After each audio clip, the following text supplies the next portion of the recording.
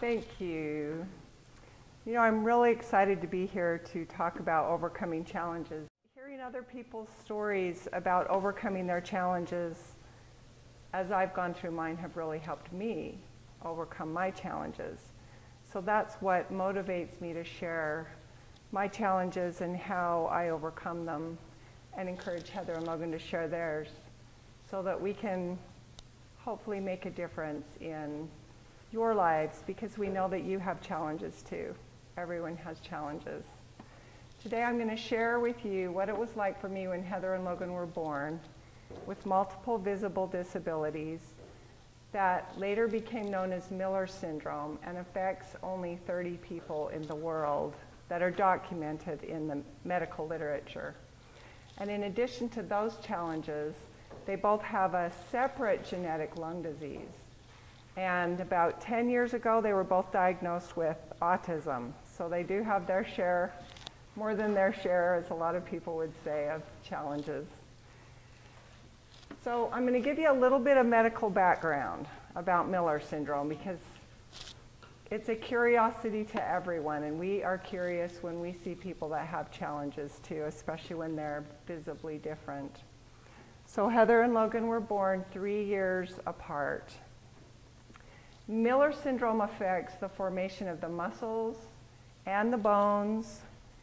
It affects, they had a cleft palate, small cup-shaped ears, they have hearing loss. It affects especially their forearms, their wrists, their hands, their fingers, and their legs and their feet, as well as a few organs here and there. There's a lot of things about Miller syndrome that we don't even know yet, because none of the people, to my knowledge, have had a full body scan to find out what's going on inside. So there's only one other family in the world that have 2 children that have Miller syndrome, and they're in New Zealand. This is Sherman and Erica with their family, and they're both in their 20s. And we get to see them about every 2 years when we travel to the Foundation for Nagar and Miller Syndrome Conference, where they try and get people that have Nagar syndrome, which is also a rare genetic syndrome, and Miller syndrome together, so that they don't feel like they're the only people in the world that have these conditions, someone that they can relate to. So for 32 years, I lived without having any answers. We didn't know why Heather and Logan were born with Miller syndrome and why they had a lung disease, because the other families that we were in touch with didn't have the lung disease. So in 2010, scientists sequenced our entire genome. And while they were doing that, we hoped they would find the gene, but we weren't sure if they would. And they did, in fact, find the gene that causes Miller syndrome. And they also found the gene that causes their lung disease. So they're 2 separate genetically caused diseases. So what they are is a recessive gene, which means mom and dad both have to carry the gene. And then you have a 25% chance that the baby will get a gene from mom, a gene from dad, and get the disease. So the chances of both of Heather and Logan getting both copies of the gene from mom and both copies of the gene from dad, so that they end up with both of these diseases, is 1 in 10 billion. And there's only 7 billion people on the planet. So that gives you kind of an idea of just how big 10 billion is. It's hard for me to believe too. So I guess our claim to fame is we became the first family in the world to have our entire genome sequenced. And what was really exciting about that is that it paved the way for other families to get answers too, so that they didn't have to live as long without answers as we did, or perhaps they've lived longer without answers than we did, and now they can finally get some answers. Today I'm also going to talk about a more recent challenge that affects my own health. 6 years ago I was diagnosed with multiple sclerosis, and I'll tell you a little bit about that. Then, in addition to some of these unusual challenges, I wanted to share some challenges that are more common, challenges like learning to love ourselves and learning to exercise regularly, learning to overcome a habit that we've been addicted to that we just don't want to let go of, but we don't feel is in our best interest to keep participating in. I will include what I like to call pearls of wisdom that have come to be foundational for me as I've moved through my challenges. First, what you resist will persist, and second, the Serenity Prayer. Then I'm going to use some of my challenges as examples to show you how these pearls of wisdom fit in, and how I resisted the challenges, and then sometimes I accepted them, and the results that both brought. Then I'm going to talk about the importance of making decisions from our true self, or our heart, our spirit, our soul, whatever word that you put in there for that higher part of yourself that has the discipline and the willpower and the desire to do what you really are passionate about doing. And I'm going to distinguish the difference between our true self and our frightened personality, and show that our goal is to align our personality with our true self, so that with each decision we make every day, we'll actually be making our decision from love instead of from fear. Because when we're making decisions from fear, it's harder to get the results that we want. This is the key to overcoming challenges, I've found. In my late 20s, I heard this saying, what you resist will persist. And I sort of knew what it meant intellectually. But it wasn't until I actually felt myself resisting my challenges and experiencing them getting worse that I really came to know the truth of this statement. My resistance came in many packages: fear, avoidance, anger, addiction, denial, worry, procrastination. There's probably a whole list of these forms of resisting our challenges. And when I was resisting in challenges in these ways, they usually got worse, and quite often they created an additional problem that I had to handle. And I've learned that each challenge does bring that opportunity to choose from love instead of fear. And that if I choose from love instead of my frightened self, that I will gain access to my true self. When I accept my challenges, that's what helps me gain access to my higher self. As with all of us, childhood brought challenges early, but it wasn't until 38 years ago when my challenges really came to a head. I married Heather and Logan's dad, Terry, when I was 20 years old, and there were no reasons to think that our children would have any problems. We were both perfectly healthy, and there were no diseases in our family lines to make us worry about that. One time when I was pregnant, I thought, what if something's wrong with my baby? And I thought, oh, come on, look at all the normal babies born every day. Nothing's going to be wrong with your baby. And I never thought about it again. Sometimes people would ask Terry, their dad, well, what do you want, a boy or a girl? And he'd say, I don't care, as long as it has 10 fingers and 10 toes. So we went along, and then Heather was born. And when Heather was born, as you can see her arms in this picture, they're bent at 90 degrees. So it's really obvious that her arms were bent. So when they pulled her out of me and put her on my abdomen, and I was just looking at her bent arms, but I immediately went into denial.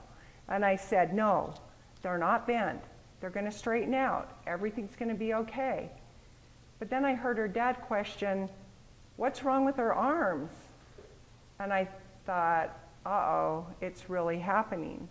And then the doctor looked me in the eyes and he said, Debbie, I'm so sorry. This isn't the kind of baby I anticipated for you. But I couldn't take reality yet.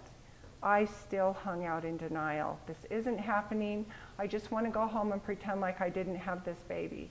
I just want to start over, and I want to have a different baby because I don't want this baby. And for those of you that are uncomfortable hearing me say that with Heather and Logan sitting right here, they understand automatic reactions, and they have had an entire lifetime of unconditional love.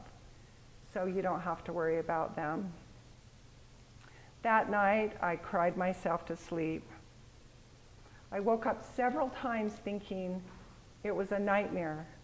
And then I'd go back to sleep and I would wake up crying thinking, oh, this is a terrible nightmare. And then I'd realize it's not a nightmare.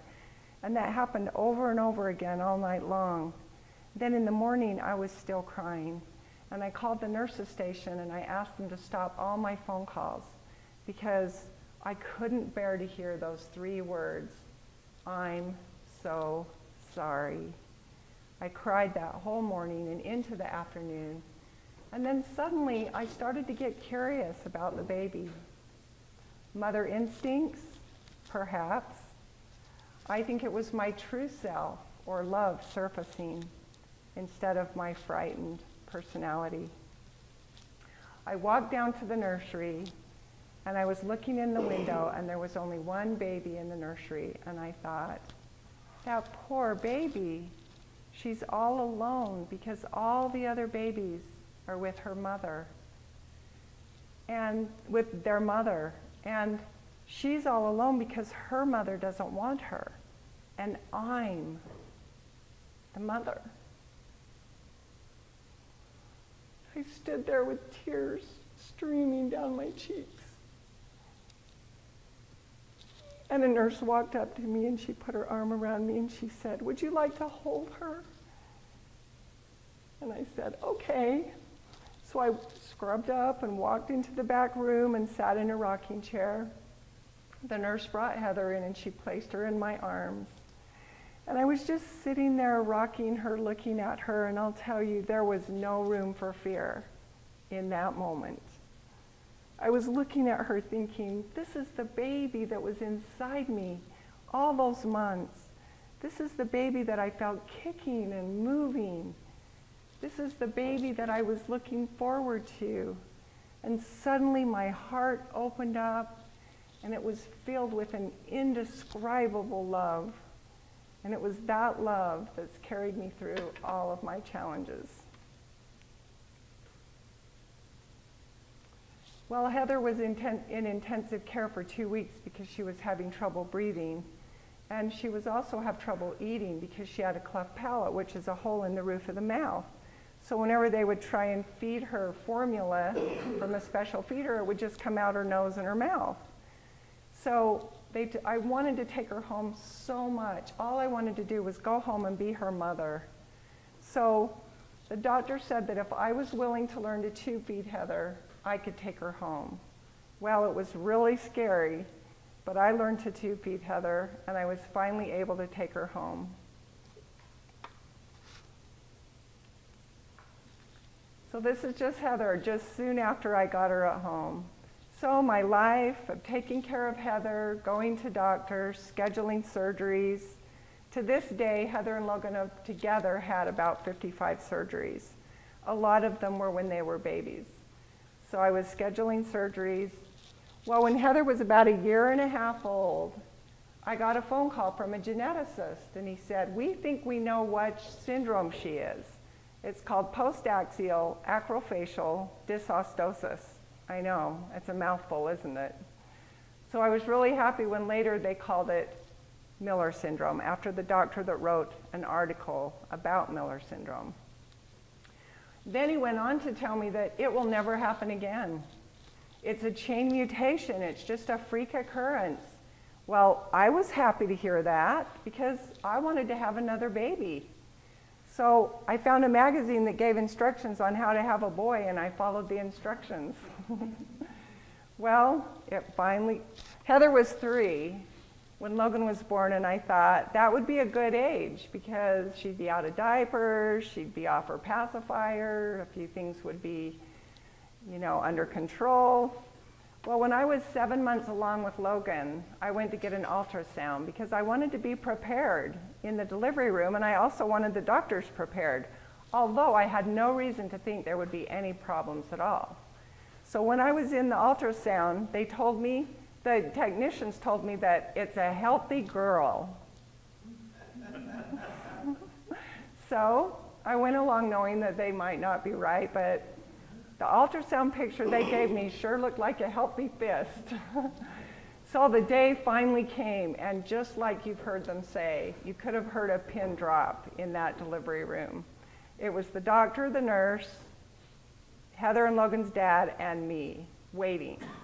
And they pulled Logan out of my body, and I couldn't believe my eyes. The same bent arms. Exactly the same bent arms.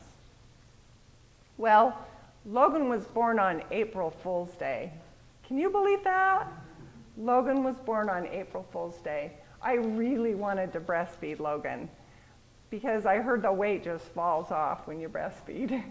So I said to the doctor, does he have a cleft palate too? Because that meant no breastfeeding. And he said, yes, he does. And I thought, oh darn, I won't get to use that big cape I made that had a sign applique on it that said, out to lunch.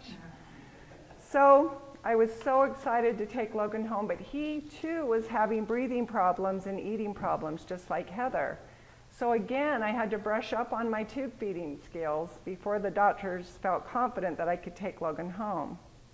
So I took Logan home, and this is me tube feeding Logan. I came up with this little system. I could tape the syringe to my face, fill it up with formula, gravity carried it down to his stomach, and I could take care of Heather and do chores. Sometimes I just sat in the rocking chair and held him and let gravity do its work. Well, Heather had a baby doll because I didn't want her to get jealous. I'd heard all those stories about sibling rivalry. So I got her a little doll. And Heather was a very busy mother tube feeding her baby doll. This was just a normal routine in our everyday life. Well, Heather loved her baby brother, and she was a good little mother to him, a good little second mother. This is a picture of Heather and Logan in the Journal of Pediatrics when we became the first family in the world to have a reoccurrence, because when Heather was born, there were only 3 cases in the medical literature. So when Logan was born, it was a surprise for everyone. So the doctor wrote it up and published it in the Journal of Pediatrics.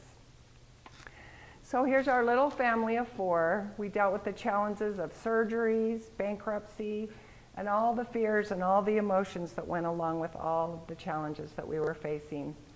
I did my very best to focus on love instead of on all of my fear. And I focused on doing what I could do best. This eased some of my fears, and it helped me connect to my true self, which then I could receive guidance from my true self on what to do next. Well, Terry and I loved our children and we loved each other, but it wasn't enough to hold our marriage together. So when Heather was in kindergarten and Logan was just a baby, Terry moved out and we got divorced. I was left heartbroken and terrified, and I didn't know what I was going to do. Well, I had a license in cosmetology, so I was able to make a little bit of money in my basement doing a few haircuts, and I also taught aerobics. It helped make ends meet a little bit, but mostly I lived on child support and government assistance. Focusing on something that I could do eased my fears and helped me make choices from my true self instead of my fear.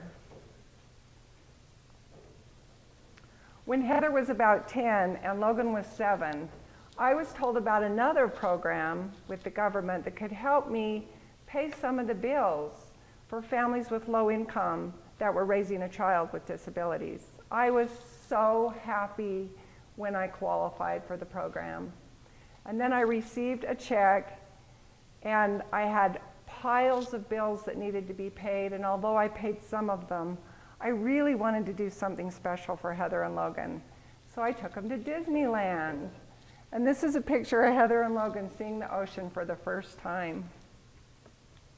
When Logan was in his 20s, he was struggling both physically and emotionally, and he actually found it difficult to find reasons to keep living. He'll tell you some more about this in his talk. But at that time, I learned about another government program that could help Logan become self-employed. I was so excited. I envisioned him being able to wake up in the morning and work as much or as little as his disabilities would allow. And when people said, "Logan, what do you do?" he could hold his head up and he could feel pride as he said, "I'm a self-employed artist."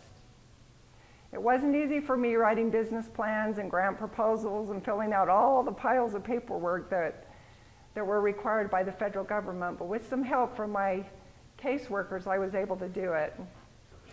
Now, at some point after my divorce, I was having a difficult time juggling everything. My fears were getting the best of me.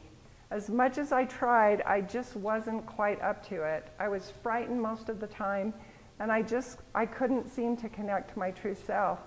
So I began to focus on food as a stress reliever. I focused on eating food and not eating food, on gaining and losing weight. And I got to the point where I was just completely obsessed. I was resisting my challenges, and I responded by developing the eating disorder bulimia.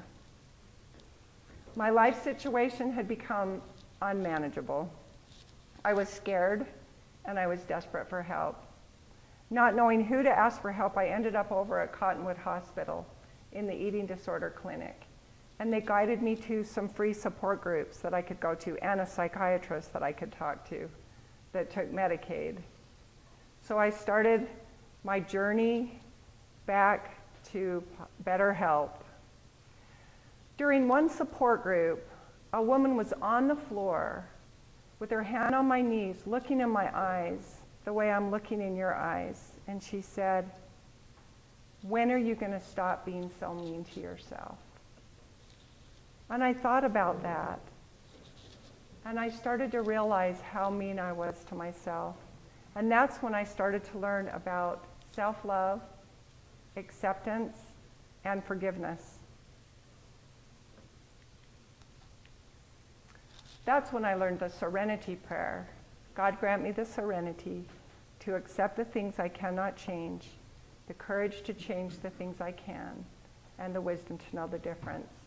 I memorized it and I chanted it whenever I was in my darkest moments. And by chanting it, my faith to believe in God in any traditional form had dissolved by then.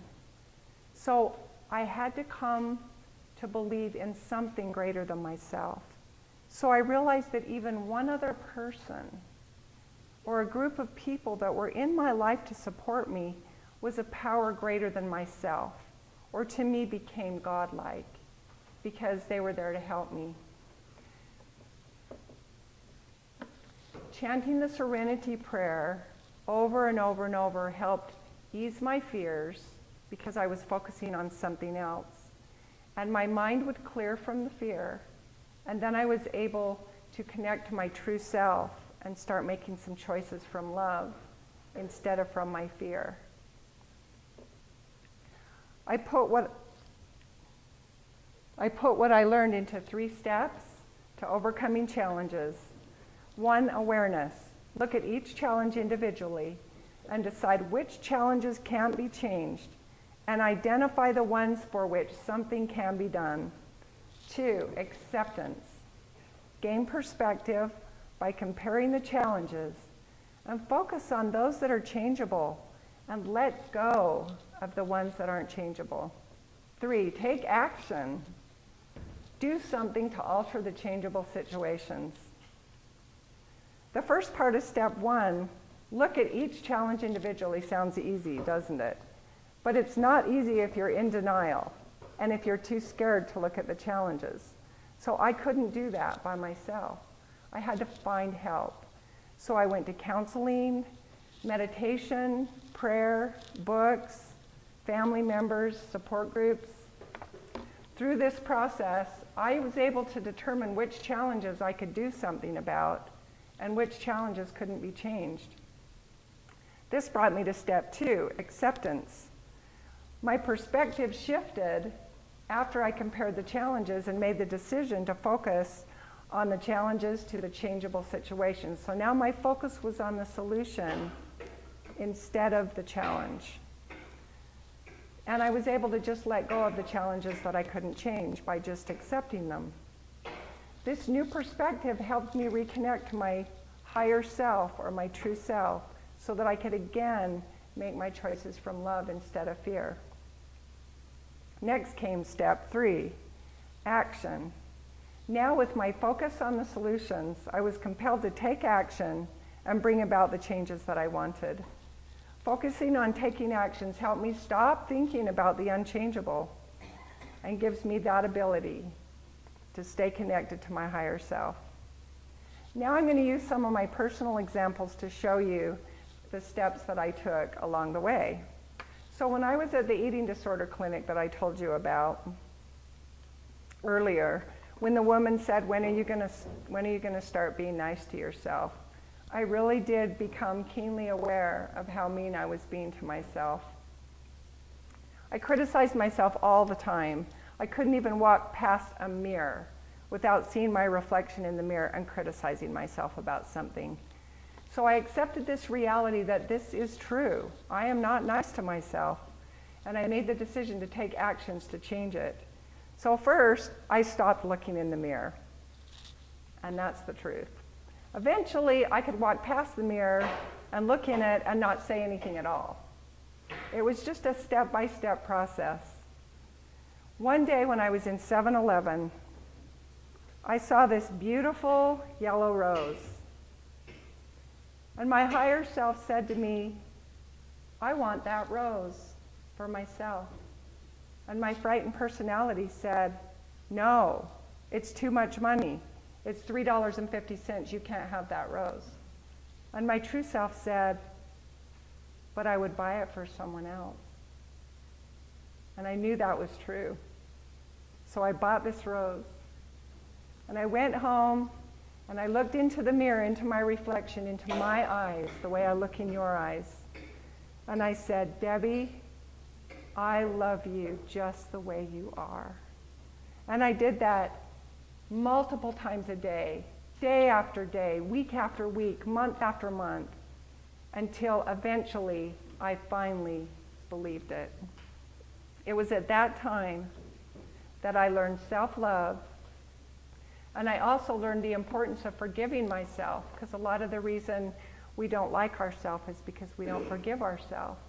And when I learned to forgive myself, it led to me forgiving other people.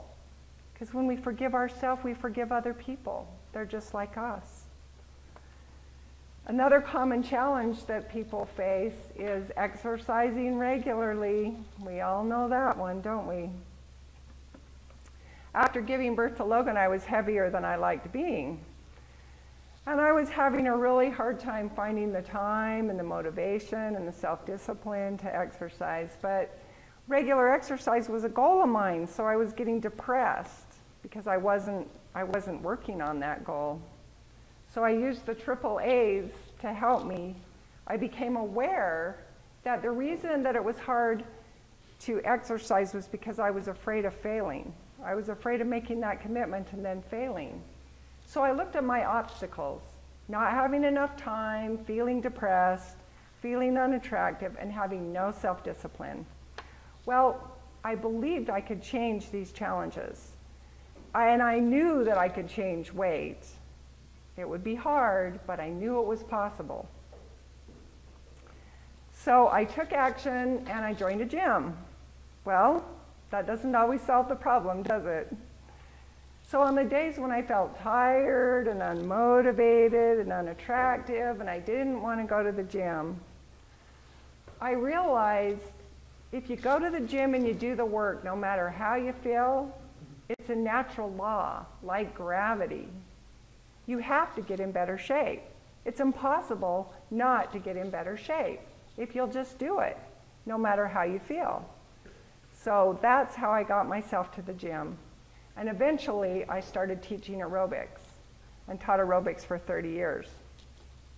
Now, another less common challenge was, less common challenge was really facing my fears and my sadness about Heather and Logan and all the pain that they endured in their life, having a visible, multiple disabilities, and having to deal with all the stares and all the rejection that they would get from people. I felt so sad. Most of the time I felt completely helpless. I desperately wanted them to look like everybody else. I wanted their arms to be straighter and I wanted them to be normal. And sometimes when I was the most frightened and the most sad, I literally curled up into a little ball on the floor and I sobbed and I cried. And I really did cry until there really weren't any more tears to cry. And in that moment, my frightened personality was so exhausted that my mind was just blank. And it was when my mind was blank and silent that my true self said, you can't change any of those challenges. You can't change those situations. You can't change how they look, and you can't change how people react to them. Suddenly, I realized there's no point focusing on these things anymore because I can't change them. And that's when I finally felt some peace. So my true self helped me accept that I couldn't change them. And I started focusing on what I could change, only what I could change. And I created compartments in my mind. So all the things that I couldn't change went into one compartment, and all the things that I could change went into another compartment. And there are some things in life, some situations and some people where we can influence them. Well, we can try to influence them. But in the end, we still can't control them. So we still need to put that in the compartment of things that we cannot change and let go of it. I focused on keeping my mind out of the compartment that had all the things in it that I couldn't change, and focusing on only the things that I could change as much as possible, except sometimes we do need to grieve the things that we can't change. And so at those times, I let it come to the surface and I cried. And I really felt the pain, and I let it move through me so that it wouldn't block my energy. I had to keep my energy clear to my true self, and that was the way to do it. So here's an example of realizing that I could try and influence someone, but in the end, I couldn't control it. So Logan was smoking, and he has a lung disease, and it caused me so much worry and so much pain because he has a lung disease. Smoking would kill him. But I couldn't make him stop smoking, and every time I saw him, if I showed disapproval, all it would do is ruin our relationship. So I knew that I had to find a way to accept this challenge. So I realized I could change my perception. So Logan said that he liked smoking, he enjoyed it, and it was something that made him happy, something that he looked forward to. So I decided that it would be better to have Logan live a shorter, happier life than a longer, miserable life. So that's how I was able to change my perception and stop focusing on that.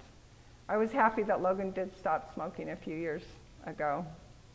So with challenges that I could change, I learned to form this vision in my mind of the results that I wanted to create. And I would come from my true self to produce those results. And it brought motivation and determination. I actually got really excited because I could see this vision of what I wanted to create and connect to it emotionally. So I paid very close attention to how I felt when I was in that state of mind, when I was actually focusing on what I wanted to create and creating the emotions that went along with that. And I burned that experience into my mind so that each day I could recreate that state of mind, which would help bring back the motivation and the determination and help me find guidance to finding answers that I needed to get so that I could create the results that I wanted, because they crystallized in my mind when I was in that state of mind. So now I had the strength to change the challenges that I could. So my first action was always look for help. And I didn't know what I was going to say. I can't tell you how many times I picked up the telephone and I had no idea what I was going to say, and I didn't know if I was even calling the right organization. But when I was connected to my truer self and trusting myself, I knew the right words would come. And sometimes you have to be willing to look stupid because, you know, we think we should know everything, and if people realize we don't, then our ego wants to feel stupid. So you just have to let go of that too and look for help so that you can find it. So I was able to find help getting Heather and Logan education. Heather has a degree, a bachelor's degree a Bachelor's of Science degree in psychology, and Logan has an associate degree in graphic design. And I was also able to help them find help, at least looking at different employment possibilities. And they both live independently in their own apartments. We were able to find help for that. Whatever I thought of doing, when I was in that state of mind, I was able to think of what to do and follow my higher self. Well, one thing I also stopped doing was thinking, as soon as I handle this challenge, there won't be any more challenges. That just sets me up for failure, disappointment, and depression.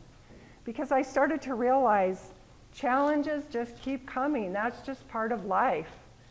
So I started to use the time in between the challenges to do things that I enjoyed and to gain strength, to build my strength up so that when the next challenge came, I was ready for it. This has really helped me.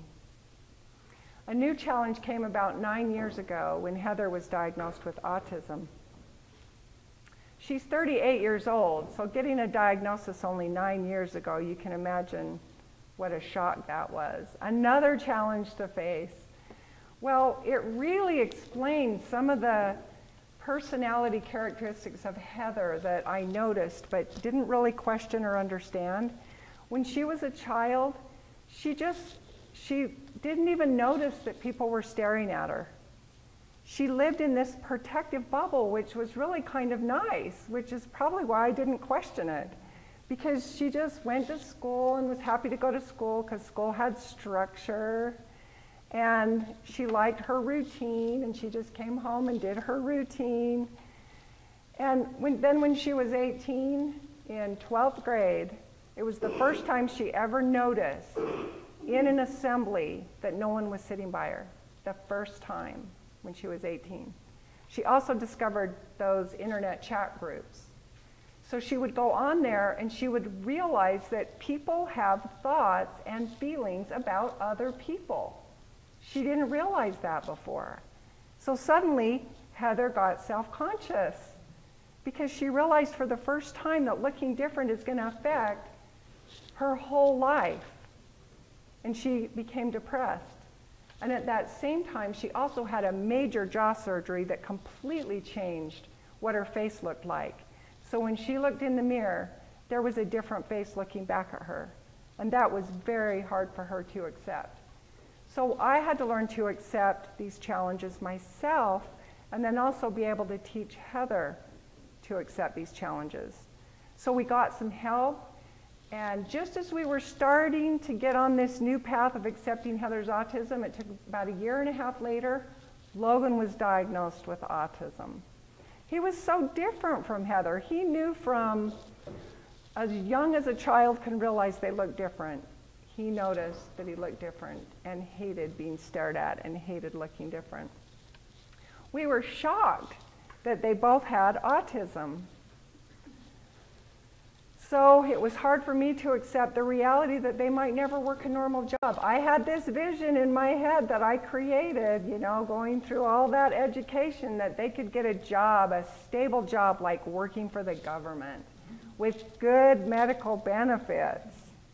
Suddenly they both have autism, and that vision just goes off in a poof of smoke. It was hard. It was hard to accept that. I learned to accept it, and I learned to help Heather and Logan accept it. What we did was we got a lot of medical help, and we read a lot of books, and we started learning more about autism, and the more we learned about autism, the more comfortable we got, and the more we were able to accept it. Well, 6 years ago, the unthinkable happened. Another mountain to climb. I was diagnosed with multiple sclerosis. After having 15 years of numbness in my toes and in my foot, which was creeping up to my calf, and having no answers from the 2 neurologists that I went to, I finally was getting bad enough and feeling the symptoms enough that I went to a 3rd neurologist.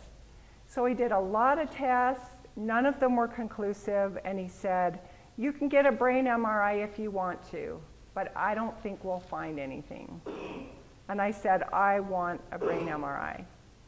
Well, that was on a Tuesday. That Friday afternoon, the doctor called me and he said, I ate my words when I saw your brain MRI. You have lesions in your brain that are consistent with multiple sclerosis.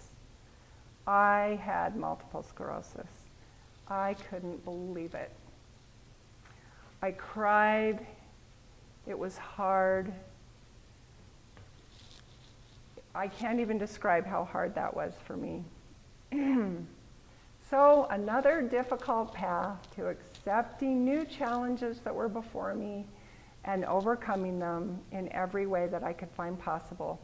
So because of my past experiences of making decisions from my true self instead of my frightened personality, I was able to stay connected to my true self instead of my fear. So right away I started a daily injection that tricks the immune system. And it has, I believed from the moment I started that injection that it would work. And so far, it's still working. And I'm very grateful for that because it doesn't work on everyone. So taking this action actually helped keep my mind out of fear because I believed I wasn't going to get any worse. And I also was told and did discover that it was true that after being on the injection for 6 months, some of the symptoms actually started to disappear. So I was actually getting better, not worse. Sometimes when my sadness and my fears were more than I could handle, I cried. And I just cried until I could feel that the energy had moved through me. And then I had that clear mind again so that I could connect to my true self again and I could move forward. Mostly, I practice self-love and forgiveness. And I meditate and I exercise regularly, even though it's difficult. I exercise regularly and I balance my physical activities. I retired from teaching aerobics 4 years after I was diagnosed, and just this last June I retired from my self-employment of cosmetology business. So I'm learning to accept my new limitations and focus on the positive and on love instead of on the fear that comes up. And I also know that somebody else's multiple sclerosis is not mine. That our mind and how we think and how we view things can affect our bodies. So I don't let myself get depressed when I see other people that are at different stages of the disease. Well, by using the steps that I've told you about, I'm succeeding with my challenges. I'm doing very well. This is a hike that I just did a month ago, 8 miles, 2,000 vertical. It was hard, very hard, but I just kept going one step in front of the other, and I also knew I could rest as long as I needed to after the hike. And occasionally I stop and hug a tree and get as much energy from that as I can. It's funny, but it really helps psychologically.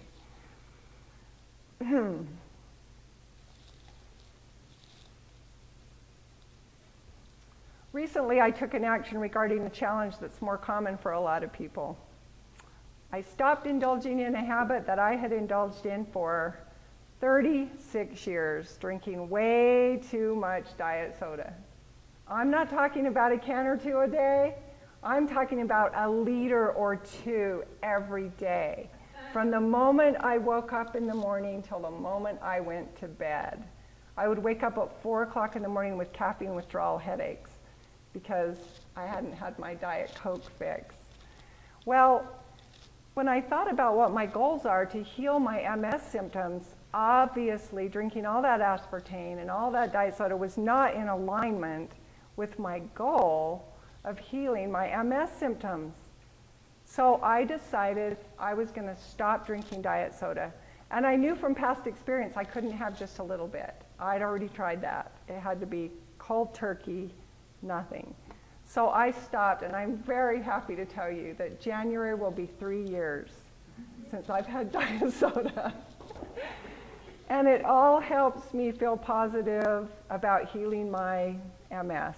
Whatever we can do to feel like we're healing whatever symptoms we're having in our bodies, it all helps.